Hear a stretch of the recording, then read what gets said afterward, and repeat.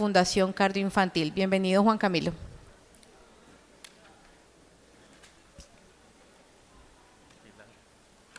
Vea, me están robando ahí un minuto de tiempo. No.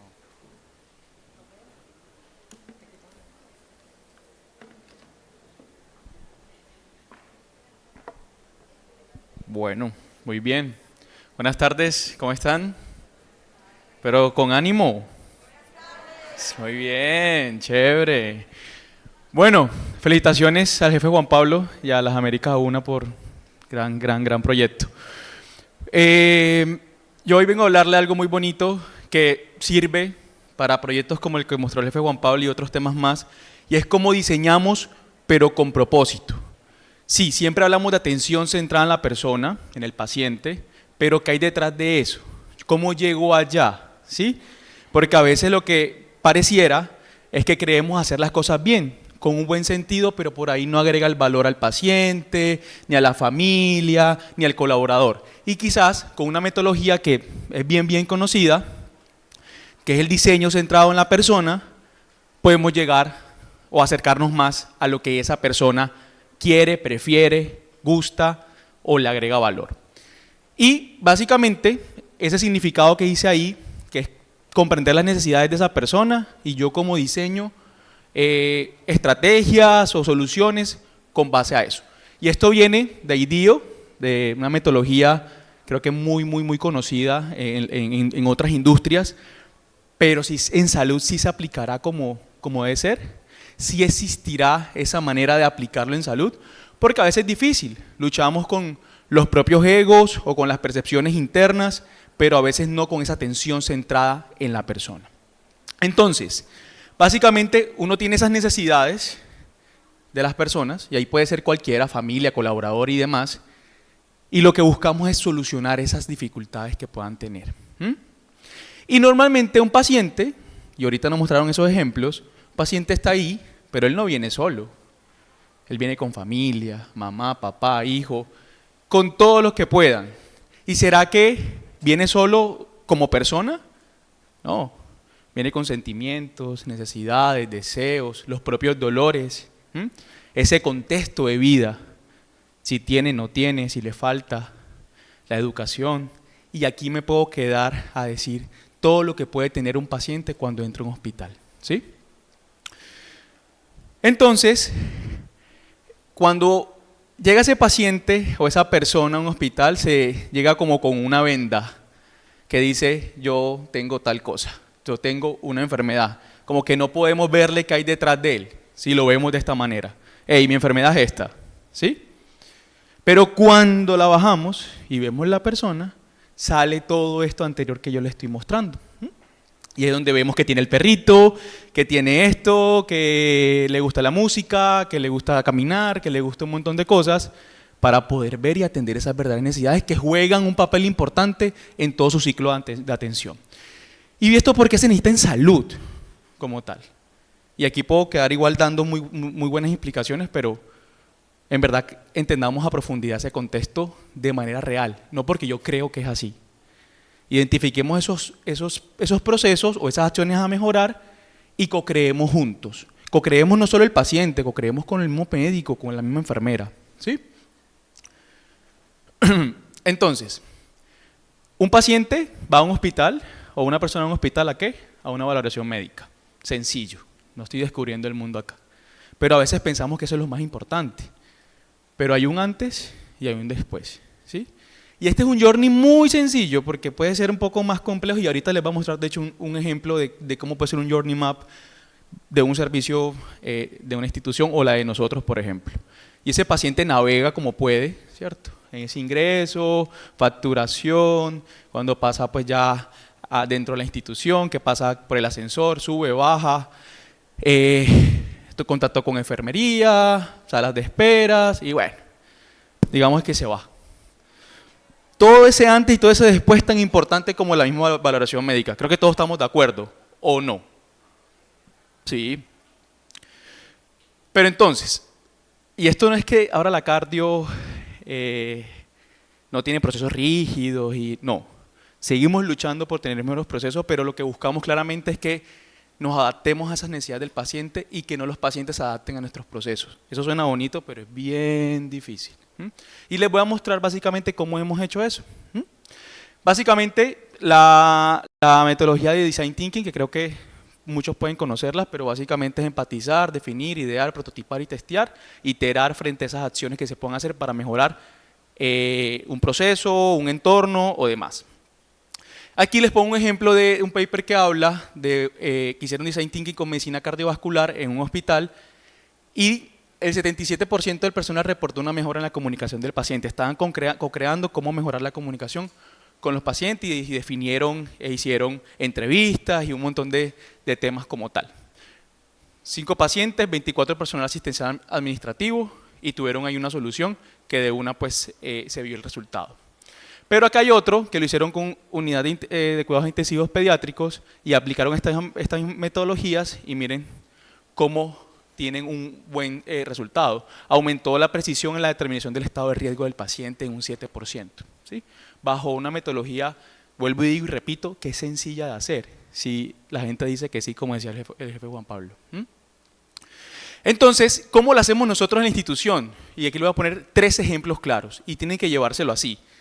En entorno, en servicio y en experiencia, que es diferente el servicio a la experiencia.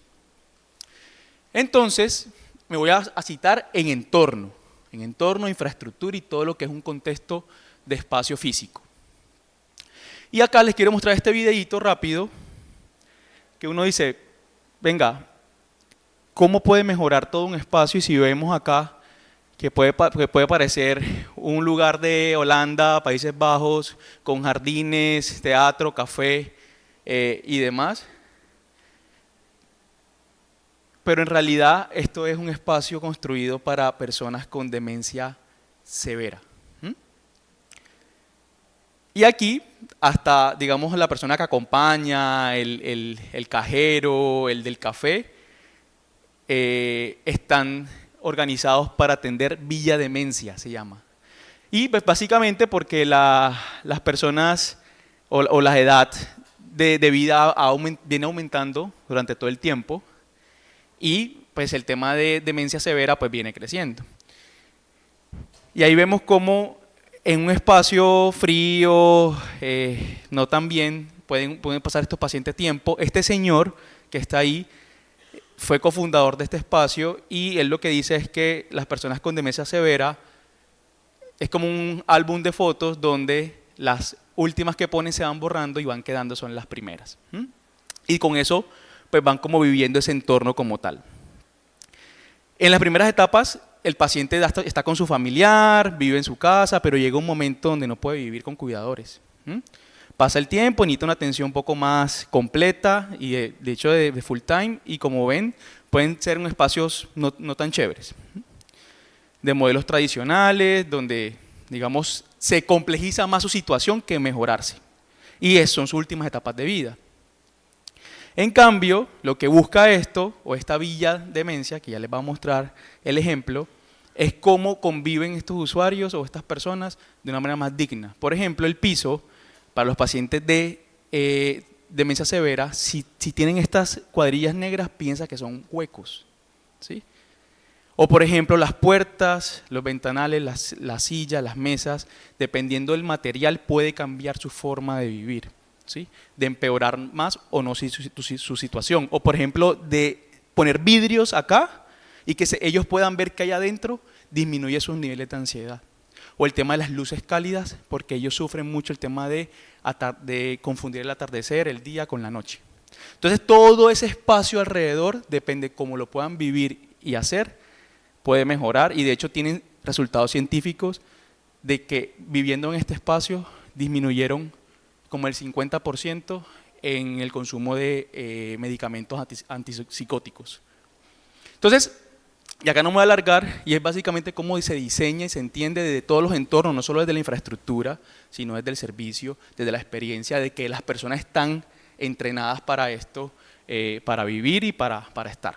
Un video muy bonito que ojalá lo puedan buscar y cuentan todo el detalle de lo que es Villa Demencia. Pero entonces la cardio, 52 años de vida tenemos, o sea que hemos pasado por muchas cosas, entre tiempos, infraestructuras y demás, y cómo hemos vivido ese espacio. Pero entonces, ese diseño que hemos hecho para nuestros pacientes, colaboradores y nuestros procesos, pues, ¿por qué pasamos de un lugar como este, que puede ser un poco frío, igual también, a espacios más modernos, más cercanos a lo que buscamos para sentir al paciente y que su recuperación o su vivencia ahí será mucho mejor?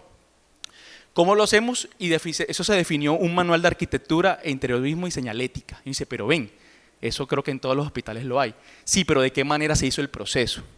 ¿Cómo se participó y se entregó este resultado bajo una metodología de entender, explorar y materializar? Que si comparamos viene siendo muy parecida a la de Design Thinking que les mostré. Y es entender ese negocio, ese contexto del paciente y colaboradores, definir el concepto y desarrollar ese concepto como tal. Y aquí voy a mostrar un poco de ejemplos. Y es que la institución donde nosotros trabajamos y vivimos, literal, son 90.000 metros cuadrados y que ha fluctuado mucho en los tiempos, ¿sí? Entonces hay que ver todas esas normativas nacionales e internacionales. Somos una institución certificados Incontec y Joint Commission, y eso tiene un montón pues, de temas allá a su alrededor, cómo los líderes participan en todo esto, cómo exploramos y diseñamos hacia los servicios esos criterios de diseño, ¿sí? De hecho ahí están las mascotas ahí metidas, cómo entra todo este proceso también de humanización acá, y ya les voy a mostrar eso cómo es.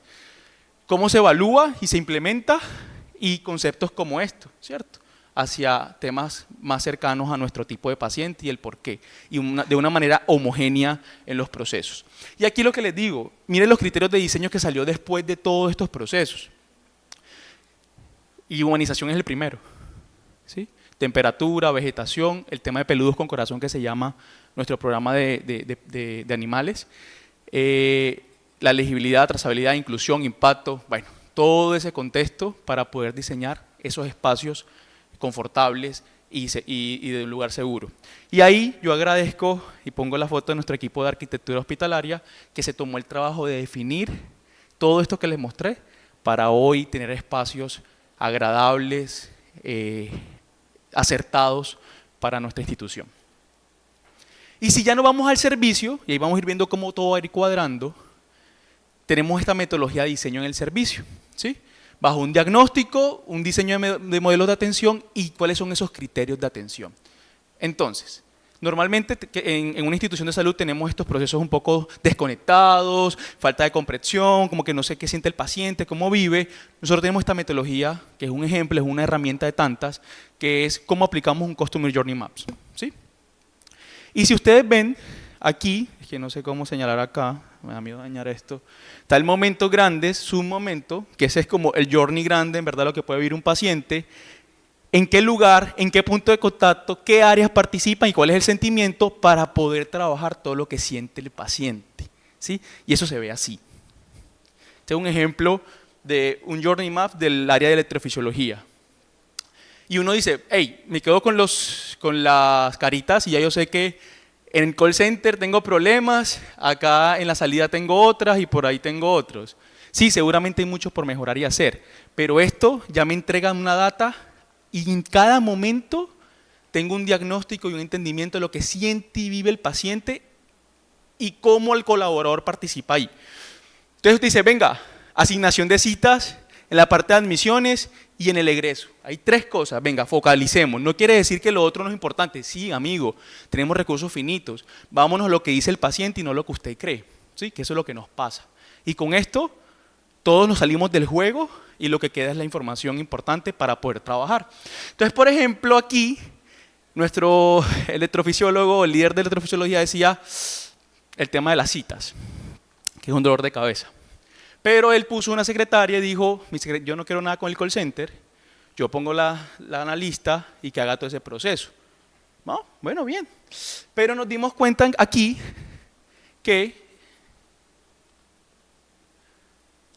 esa persona pues claramente no podía atender el nivel de llamadas. Claramente él tenía unas llamadas, pero no sabía cuántas estaba perdiendo porque igual estaba descentralizada completamente del proceso. Y desde lo que decía el paciente, se vieron un diagnóstico de entendimiento de lo que estaba pasando. Pues llamaban y no contestaban, en la hora del almuerzo nadie contestaba, Si pasaba por correo, ella no veía el correo, sino que veía la llamada. Tuvimos verbatims para saber qué decía el paciente, entonces no, me demoré mucho en la línea, ¿sí? Porque no había un proceso estandarizado, organizado, y al final nosotros, bajo esta metodología, le entregamos al líder médico o al líder del servicio, hey, mira, hay unos riesgos de quiebre, hay unas oportunidades de mejora. No es porque lo digo yo, es que lo dice el paciente. Y así logramos que el líder del servicio diga, ven, si es verdad, debemos de trabajar algo con el tema del call center, porque hoy la persona no está siendo eficiente y organizada y bajo el tema del call sí se podía trabajar, ¿sí? Pero ¿quién tomó la decisión? Él. ¿Con qué? Con esto. ¿Por qué? Porque el paciente lo sentía y lo vivía así. Y así, por cada uno de esos puntos, se tiene un resultado como esto. Vuelvo y digo, ahí está la información, ¿sí? Pero entonces, si nos entramos ya a un servicio, puse el ejemplo de electrofisiología, pero ahora pongo un ejemplo de pacientes o de centro internacional, que uno dice, venga, un paciente de centro internacional, ¿qué siente, qué vive cuando se va a otro país a tratarse de salud, no a pasear?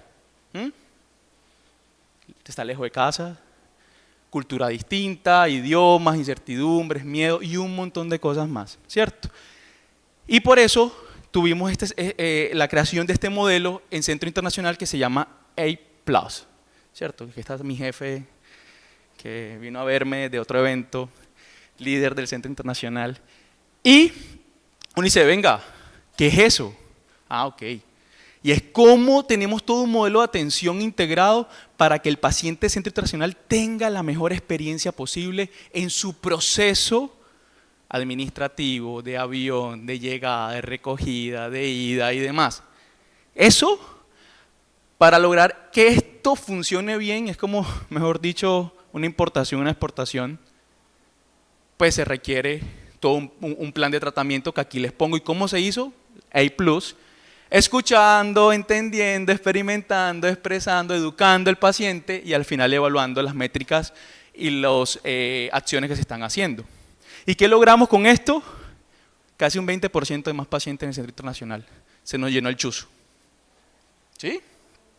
¿Pero con qué? Con mejores procesos, mejor experiencia, mejor infraestructura, mejor servicio, hecho con un NPS de manera elevada.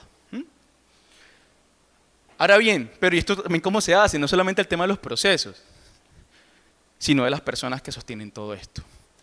Y nosotros ya hemos educado, formado 1.300 personas bajo nuestro modelo de escuela de servicio.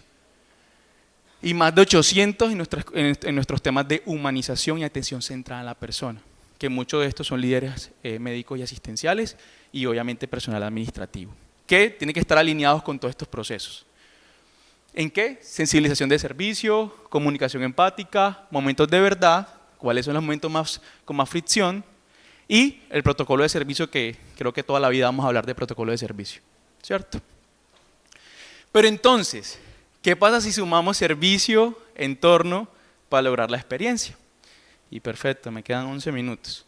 Y aquí yo les voy a contar de un proyecto súper bonito que combina todo esto que yo les acabo de mostrar, que ya es un tema de experiencia. Entonces, ¿quién me dice qué hacemos en 4 horas? Ana Catalina, ¿tú en 4 horas qué puedes hacer?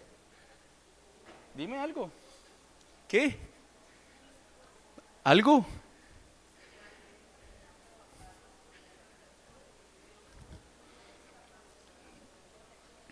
Cuatro horas creo que es el viaje de Bogotá a Miami. Puedes durar 4 horas en un avión, por ejemplo. Pero imagínate pasar 4 horas acá. 4 horas. Y esta es nuestra sala, era nuestra sala de diálisis, donde los pacientes de diálisis se hacían su proceso. De esta manera, ¿sí? Que como decía el jefe Juan Pablo, me da un poco de vergüenza, pero... ¿Y qué sentirán ustedes si pasan 4 horas ahí? Es que de hecho, sin que fuera de diálisis, si fuera así, leyendo, trabajando, leyendo el correo, como decía Ana Catalina, imagínense 4 horas ahí. ¿Cómo cree que sienten esos pacientes cuando le dicen por primera vez que le van a tener que hacerle diálisis? Por primera vez. Que ni siquiera ha entendido lo que está pasando con su entorno y con su vida y cómo va a cambiar todo eso, y lo bajan acá. Y digamos que acá hay unos datos y números de por qué todo esto pues pasa y y todo el tema de cuántas personas tienen diálisis en Colombia y demás, que sustentan obviamente un poco la información. Pero me quiero concentrar un poco por el tiempo acá, y esto le pega muy duro la primera vez que el paciente le dicen que va a tener que hacerse o llevar un proceso de diálisis.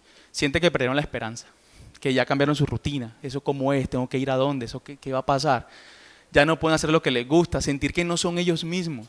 Entonces lo que hicimos fue, venga, bajo atención, diseño centrado en la persona, trabajemos entendiendo cómo mejoramos en los procesos, la experiencia y los servicios de este servicio como tal.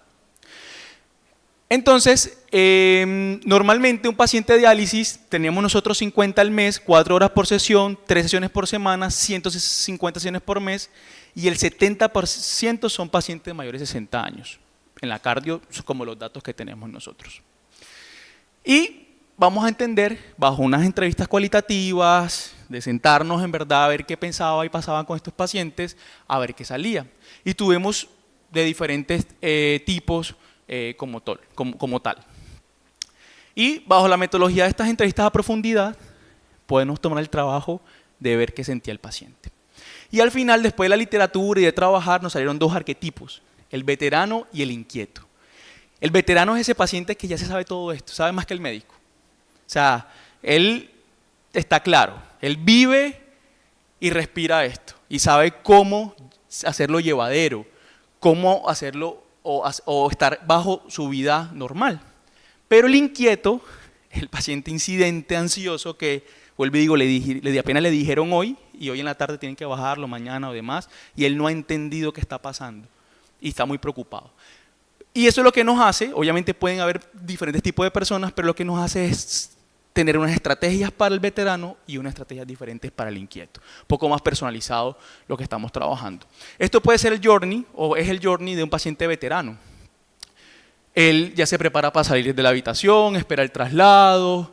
Yo he tenido problemas con la diálisis aquí, yo creo que porque no me pasan tal cosa. O sea, si algo se le cambia de su rutina, él levanta la mano y dice, hey, pero ven acá. A mí en otros lados me hacen esto primero o pasa esto primero. O sea, ya sabes cuál es su proceso. Yo duermo, pero a veces me da mucho frío y uno le dice a ellos que le bajen el flujo del aire y no lo hacen. O sea, ya ellos tratan como de mejorar un poco más sus condiciones. Y así, en cada uno de esos siente el veterano cómo va viviendo su proceso.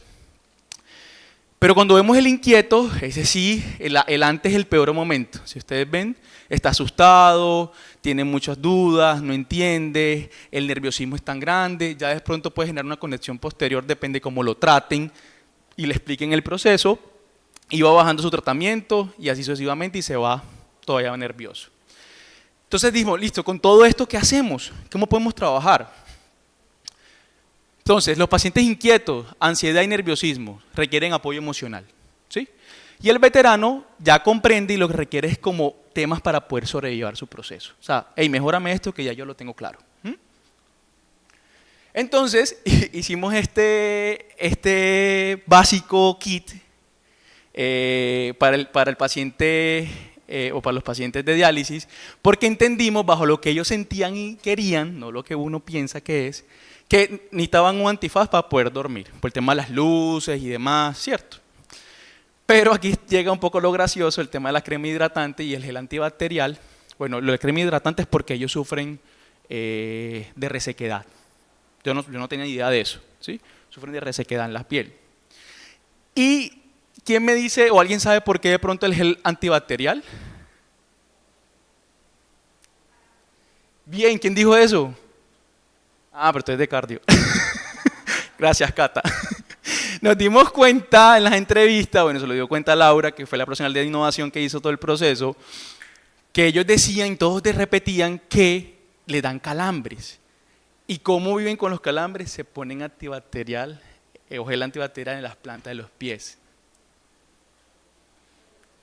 Y eso, el inquieto lo va a descubrir quién sabe cuándo, ¿sí?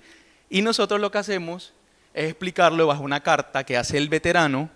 Le dice, si me pones audio, porfa, así rapidito.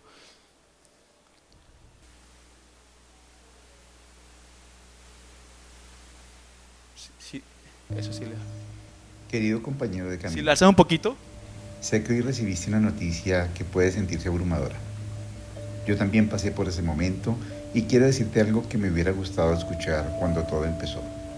No estás solo. Al principio es normal sentir miedo, incertidumbre y hasta enojo.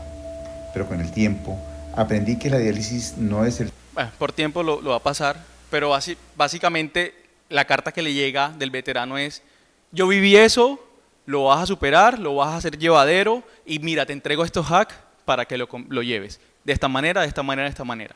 Entonces digamos que ese abordaje le permite a ese inquieto bajar su nivel de incertidumbre, de ansiedad y poder hacerlo un poco más llevadero. Todo el tema del espacio físico, infraestructura, la luz era luz blanca, paredes blancas y demás. Y pues era difícil conciliar el sueño, había mucho ruido y demás. Entonces, este era el espacio de diálisis. Si ustedes ven esa ventana que parece una cárcel, ahí estaban los pacientes. Y de hecho, para el mismo personal, transformamos todo este espacio de lo que ellos querían y sentían y vivieran, ¿sí? Vuelvo y digo, esto no es que a alguien se le ocurrió, es lo que ellos necesitaban. Luces tenues, lo que hicimos fue modificar cada cubículo diferente, esa reja la quitamos después, aromaterapia, cobija por el tema del frío, vinilos decorativos, pusimos televisores individualizados con audífonos para el que quiera escuchar la radio, pero ver televisión no molesta al otro. Y por ejemplo el tema de la aromaterapia, queríamos que esto oliera diferente. O sea, si vas a estar 4 horas ahí, disfrútalo, ¿sí? O por lo menos llévalo de una mejor manera. Hicimos un testeo con pacientes y colaboradores para ver cuál era el mejor olor que no tolera clínica, que tolera de algo diferente. Y decidimos que iba a ser como un olor más cítrico, ¿sí? Y así está el tema de aromaterapia. Y los pacientes veteranos, en todo el tema de necesidad de bienestar y todo el espacio que requería, lo que hicimos fue tener, obviamente, musicoterapia, todo el tema de tablet, ver Netflix, poder tener gafas de realidad virtual y puedes irte a otra ciudad, a otro país a ver la playa, manualidades, bueno, un montón de cosas que el paciente, vuelvo y digo, va a estar un poco mejor frente a su proceso. Y esto está individualizado por cada cubículo. Y este video final se ve cómo se vive un tema de servicio, entorno y experiencia de un paciente internacional acá en la institución. Si me ayudas.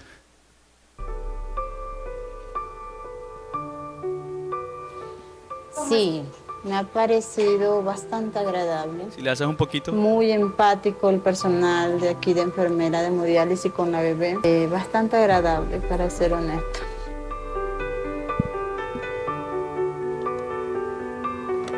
Bueno, es una comparación grande porque aquí puedo estar con ella y allá en la unidad de hemodiálisis en Panamá no puedo estar con ella porque allá también tienen sus restricciones. Por lo mismo aquí puedo compartir con ella, verlo. Allá en Panamá no podemos estar pacientes con familiares. El espacio es muy agradable. Tiene un cubículo especial para los niños que son menores en hemodiálisis. Ella interactúa con los aparatos, la tablet, los animalitos que están aquí atrás y el espacio es bien agradable. Lo que a ella le gusta aquí es estar observando la tablet. Le gusta mucho estar viendo cómic en la tablet. Lo que le gusta más es Mickey Mouse y Paw Patrol. Es lo que más le gusta a ella. Sí, bastante tranquila.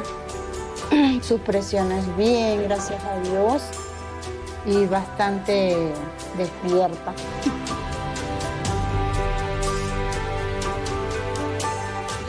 Sí. Bueno, le agradezco antemano y ante Dios que Dios la siga guardando a cada uno de ellos. Que cada vez que un paciente entra en hemodiálisis, ellos son los que están pendientes de cada uno de ellos. Su diálisis, su presión, sus pesos. Y estoy infinitamente agradecida con todo el personal aquí, médico, enfermero, hasta el personal de aseo que lleva aquí. que sigan así con esa empatía con los pacientes, porque estar aquí no es nada fácil. Y ella es Naomi, paciente de Panamá, que imagínense vivir, Naomi, en ese espacio, 4 horas o 3 horas, en el espacio que les mostré. Pero vuelvo y digo, todas estas estrategias se hicieron con base a lo que quiere, siente y vive el paciente, en compañía y co-creación con los colaboradores y el personal, ¿sí? Y por eso aquí termino y quiero darles un llamado a la acción y es, diseñemos con propósito, busquemos lo que queremos, no lo que yo quiero, lo que quiere la persona, ese colaborador, ese paciente, pero de manera co-creada y organizada. Muchas gracias.